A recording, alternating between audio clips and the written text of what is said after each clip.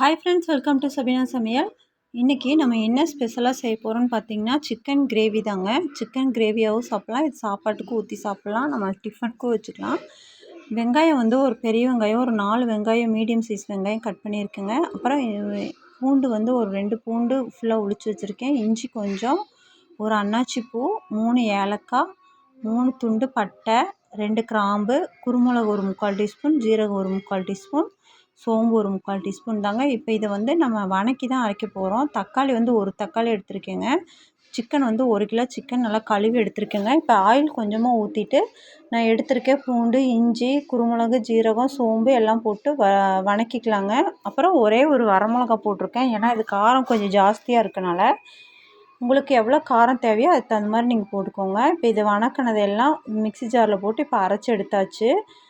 இப்போது ஒரு வடைச்சட்டி வச்சாச்சுங்க. இது முழுக்க தேங்காய் எண்ணெயில் தான் செய்ய போகிறோம். தேங்காய் எண்ணெய் ஒரு 5 டீஸ்பூன் ஊற்றியாச்சு.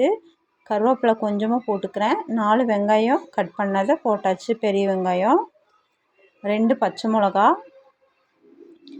இப்போது வெங்காயம் நல்லா வதங்குறதுக்கு உப்பு கொஞ்சம் போட்டிருக்கேங்க. வெங்காயம் ஓரளவுக்கு வதங்கினதும் இப்போ தக்காளியும் போட்டுக்கிறேன். தக்காளியும் போட்டு அதோட சேர்த்து நல்லா வதக்கிக்கலாம்.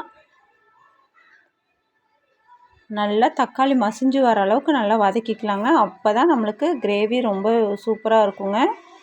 இப்போ நல்லா வதங்கிருச்சு. நான் இப்போ எடுத்திருக்கேன் அந்த 1 கிலோ சிக்கனையும் உள்ளே போட்டுக்கிறேங்க. 1 கிலோ சிக்கனும் போட்டுட்டு நம்ம வதக்கி அரைச்சோம் பார்த்திங்களா மசாலா, அதையும் போட்டுக்கலாம். இந்த மாதிரி ஒரு டைம் நீங்கள் செஞ்சு பாருங்கள்.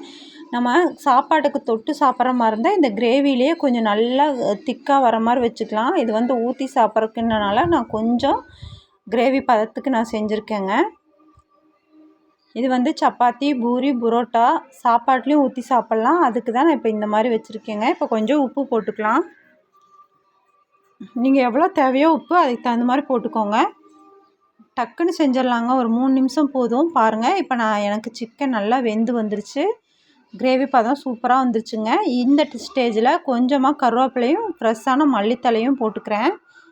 போட்டு எல்லாம் சேர்த்து இப்போ நல்லா இலக்கி விட்டுக்கலாம். அவ்வளோதாங்க, நம்மளுக்கு கிரேவி சூப்பராக ரெடி ஆயிடுச்சு. இப்போ இது இறக்கிக்க வேண்டிதான். இப்போ சாப்பாடு சுட சுட சாப்பாடு ரெடியாக இருக்குது.